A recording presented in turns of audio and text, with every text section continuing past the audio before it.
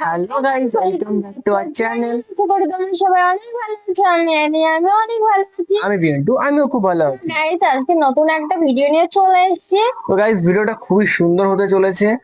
আর তোমরা টাইটেল এবং থাম্বনেল দেখে তো বুঝেই গেছো কিরকম ভিডিও হতে চলেছে। ভিডিওটার থাম্বনেলে আছে ভারত কখনো যুদ্ধ চাইলে বাংলাদেশের কৌশল কি হবে, এবং টাইটেলে আছে কি হওয়া উচিত কৌশল, মানে বাংলাদেশের কৌশল কি হওয়া উচিত। তো আমরা আজকে এই বিষয় নিয়ে ভিডিওটা দেখবো।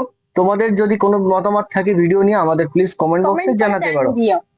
আর গাইস, ভিডিওটা খুবই সুন্দর একটা ভিডিও হতে চলেছে। তো যারা যারা আমাদের চ্যানেলে নতুন আছে প্লিজ সাবস্ক্রাইব করে বেল আইকনটা অল করে দিও এরকম আরো ইন্টারেস্টিং ভিডিও পাওয়ার জন্য। তো গাইস, তোমরা আমাদের বলো যে কি কি ভিডিও তোমাদের লাগবে, আমরা অবশ্যই জানিয়ে দিও। আমরা অবশ্যই একটু লেট হবে, বাট তোমাদের জন্য অবশ্যই আমরা নিয়ে আসবো। কারণ আমাদের গাইস ভিডিও গুলো অনেক মানে খুঁজে খুঁজে তারপরে নিয়ে আসতে হয়, সেই জন্য আমাদের একটু লেট হলে পরেও কোনো কিছু মাইন্ড করো না, কারণ আমরা অবশ্যই নিয়ে আসবো। আর আমাদের বলেছিলে সাকিব খানের একটা ভিডিও নিয়ে আসতে, আমরা অবশ্যই নিয়ে আসবো, কারণ আমরা অলরেডি দুটো ভিডিও অলরেডি চলে এসেছে আমাদের মেইন চ্যানেলে। আর তোমরা অনেক আমাদের ভালোবাসা দিয়েছো দুটো ভিডিওতেই। দুটো ভিডিও যেটা আমাদের ভাইরাল হচ্ছে আস্তে আস্তে, খুবই খুবই ভালো লাগছে। এটা তোমরা আমাদের পাশে আছো বলে আমাদের আজকে এতটা সাফল্যতা হচ্ছে। তোমরা না থাকলে আমাদের কিছুই হতো না। তো চলো ভিডিওটা শুরু করা যাক।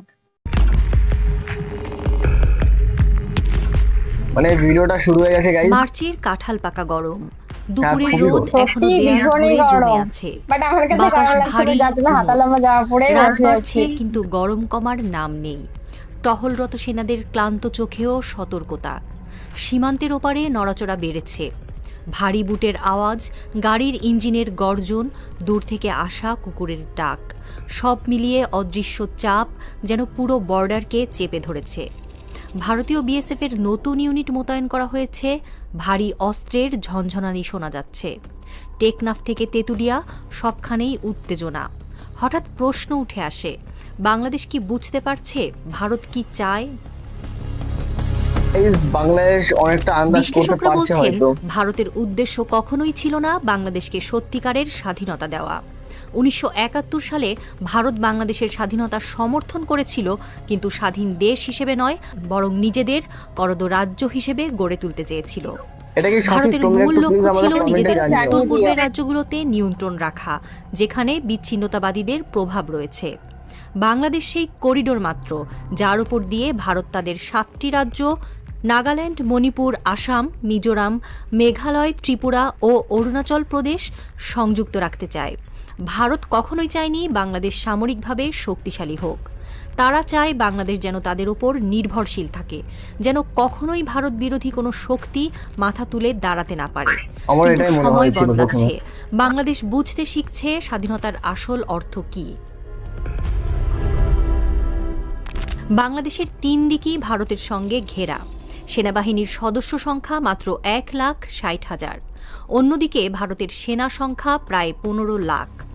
বিশাল সংখ্যক ফোর্সের বাইরে আধুনিক যুদ্ধবিমান, ট্যাঙ্ক ও মিসাইল সিস্টেমের কাছে বাংলাদেশ কি আদৌ টিকে থাকতে পারবে?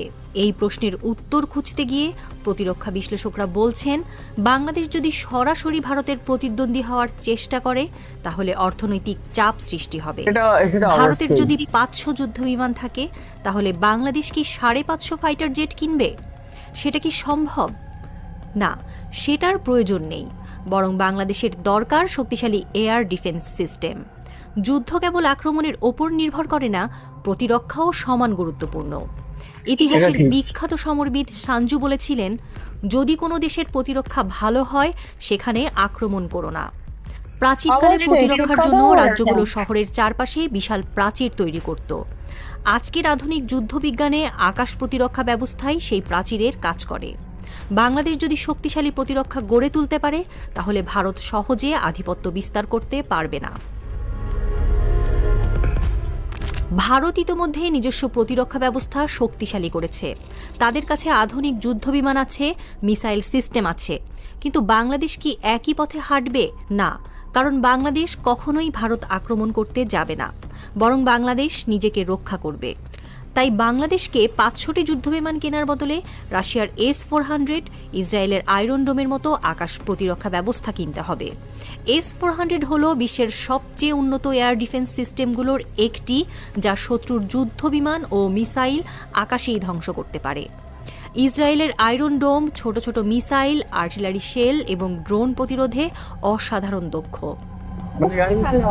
এগুলো বাংলাদেশে অত্যন্ত শুধু প্রয়োজনীয়। আকাশ প্রতিরক্ষা নয়, স্থল ও জলসীমায়ও শক্তিশালী প্রতিরক্ষা দরকার। ভারতের রয়েছে প্রচুর ট্যাঙ্ক, কিন্তু বাংলাদেশকে ভারী ট্যাঙ্কে বিনিয়োগ করতে হবে না। তার বদলে অ্যান্টি ট্যাঙ্ক মিসাইল এবং ড্রোন ভিত্তিক প্রতিরক্ষা ব্যবস্থা তৈরি করতে হবে। ভারতের কাছে বিশাল নৌবাহিনী থাকলেও বাংলাদেশের দরকার অ্যান্টি মেরিটাইম ডিফেন্স সিস্টেম। উপকূলীয় অঞ্চলে আধুনিক নৌ মিসাইল সিস্টেম বসানো গেলে ভারতীয় নৌবাহিনী সহজেই বাংলাদেশের জলসীমা লঙ্ঘন করতে পারবে না। বাংলাদেশ যদি সামরিকভাবে শক্তিশালী হয়ে ওঠে, তাহলে ভারতের একক আধিপত্য আর থাকবে না। এজন্য ভারত চায় বাংলাদেশ যেন কখনোই সামরিক শক্তি অর্জন করতে না পারে। ভারতের প্রভাব শুধু সামরিক খাতেই নয়, শিক্ষা ব্যবস্থার মধ্যেও ঢুকে গেছে। বিশ্লেষকরা বলছেন, বাংলাদেশকে ইনোভেশন থেকে দূরে রাখতে ইচ্ছাকৃতভাবে শিক্ষা ব্যবস্থাকে দুর্বল করে দেওয়া হয়েছে। চিন্তা শক্তি কমিয়ে দিয়ে চাকরির জন্য ভারতীয় কোম্পানিগুলোর উপর নির্ভরশীল করার পরিকল্পনা বহুদিন ধরেই বাস্তবায়ন করছে ভারত। বাংলাদেশে মেড ইন ইন্ডিয়া পণ্যের আধিপত্য রয়েছে, কিন্তু সামরিক খাতে নিজেদের প্রযুক্তির উন্নয়ন না করলে ভবিষ্যতে আরও বিপদ বাড়বে। চীন ও পাকিস্তানের যৌথ উদ্যোগে তৈরি JF-17 যুদ্ধবিমান ভারতীয় তেজসের চেয়েও উন্নত। বাংলাদেশ কি এই প্রযুক্তি নিয়ে কাজ করতে পারবে? তোমরা একটু কমেন্ট যুদ্ধ করে মানে জানিয়ে শুধু দিও। গোলাবারি অবশ্যই guys, নয়, তোমরা একটু comment যুদ্ধ করে মানেই জানিও। প্রতিরোধ। ভারতের আগ্রাসন ঠেকাতে বাংলাদেশকে প্রতিরক্ষায় বিনিয়োগ বাড়াতে হবে। রেডিমেড অস্ত্র কেনার বদলে নিজস্ব প্রতিরক্ষা শিল্প গড়ে তুলতে হবে। সারা বিশ্বের সামরিক বিশেষজ্ঞরা একমত যে বাংলাদেশ যদি নিজের প্রয়োজন বুঝে কাস্টমাইজড ডিফেন্স সিস্টেম গড়ে তোলে, তাহলে ভারত বা অন্য কোনো প্রতিপক্ষ সহজে হুমকি হয়ে দাঁড়াতে পারবে না।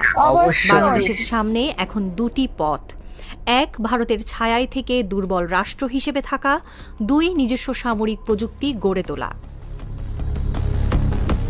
গাইজ একটা কথা মার্চের লাস্টে রাত, বলবো আমি। ঘামাচি ধরা বাতাসে অস্বস্তি বাড়ছে। দূর থেকে শোনা যায় বিমানের শব্দ। ঢাকার রাস্তায় সেনাদের গাড়ি টহল দিচ্ছে। প্রতিরক্ষা মন্ত্রণালয়ের ঘরগুলোতে বাতি এখনও জ্বলছে। পরিকল্পনা চলছে, হিসাব নিকাশ চলছে। একটা সিদ্ধান্ত নিতে হবে। হয় ইতিহাসের পাতায় পরাধীনতার গল্প লিখতে হবে, না হলে প্রতিরক্ষা শক্তিশালী করে রক্ষা করতে হবে স্বাধীনতা। নতুন বাংলাদেশ কি পারবে? বাংলাদেশের লাল সবুজ পতাকায় কি ঝিরঝিরে লিলুয়া বাতাস বইবে?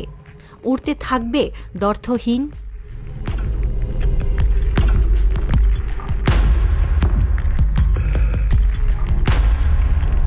সো গাইজ, ভিডিওটা কেমন লাগলো আমাদের একটু কমেন্ট করে জানিও। গাইস, একটাই কথা বলবো যে চেষ্টা করলে অবশ্যই সবকিছু সাফল্য হবেই। তো গাইজ একটা কথা আমিও বলতে চাই, যে বলেছিলাম যে লাস্টে বলবো, বাংলাদেশকে তাদের সামরিক শক্তির দিকে একটু অগ্রসর হতে হবে, তাদের সামরিক শক্তির দিকে একটু নজর দিতে হবে। কারণ 1 লাখ কত 30 না 90 যেন বললো সামথিং, তো ওই সৈন্য নিয়ে কিন্তু বাংলাদেশ অনেকটাই দুর্বল সৈন্য নিয়ে। অবশ্যই। কিন্তু একটা কথা আমি জানি যে বাংলাদেশ কিন্তু অনেকটা পারদর্শী, মানে সৈনিক অনেকটা পারদর্শী, যে মানে অ্যাটাক হলে পরে তারা তাদের প্রতিরক্ষা করতে পারবে, অনেকটাই দক্ষতাশীল। তো একটা কথাই বলবো, কোনো দেশের সৈনিকরাই খারাপ না, সবাই পারদর্শী। কিন্তু বাংলাদেশ আমার যা ভিডিওতে বললো যে বাংলাদেশকে একটু উন্নত হতে হবে, মিসাইলের জায়গায় মিসাইল প্রতিরোধক কিনতে হবে, যেরকম ট্যাঙ্কের জায়গায় অ্যান্টি ট্যাঙ্ক যে মিসাইল গুলো আছে সেগুলো যাতে ট্যাঙ্কের উপর পড়লে পরে যাতে কিছু না হয়। তারপরে এয়ার ডিফেন্স কিনতে হবে, যে উপর আকাশ থেকেই শত্রুদের দমন করে ফেলবে সেরকম কিছু।